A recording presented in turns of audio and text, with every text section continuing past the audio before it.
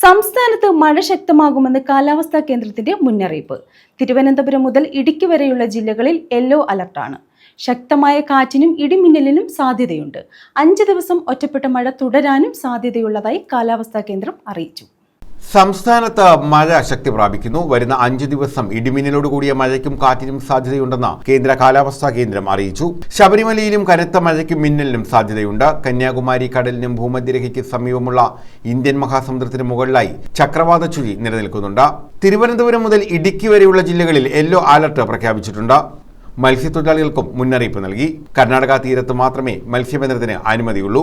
മറ്റിടങ്ങളിൽ മത്സ്യത്തൊഴിലാളികൾ മത്സ്യബന്ധനത്തിന് പോകരുതെന്ന് കാലാവസ്ഥാ കേന്ദ്രം അറിയിച്ചു.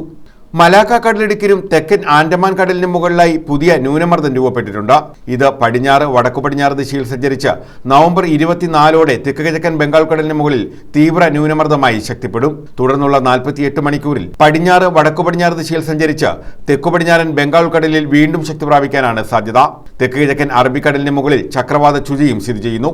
ഇവയുടെ സ്വാധീന ഫലമായാണ് അടുത്ത 5 ദിവസം കേരളത്തിൽ ശക്തമായി മഴ തുടരാൻ സാധ്യതയുണ്ടെന്ന് കേന്ദ്ര കാലാവസ്ഥാ കേന്ദ്രം മുന്നറിയിപ്പ് നൽകുന്നത്. News desk.